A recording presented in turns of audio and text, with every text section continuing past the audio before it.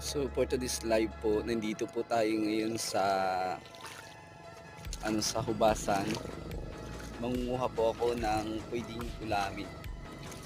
So yan samahan niyo na lang po ako, let's go.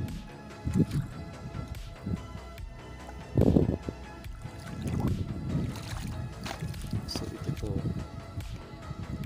Ayan. Ang ulam na.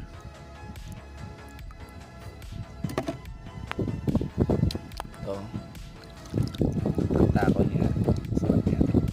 So hindi tayo makapunta. Kailangan pa po natin maghat. So ayan, may nakita po ako. Ayan. Pang ulam na. Ito. Sarap to. Tapos mamaya. Aming lato.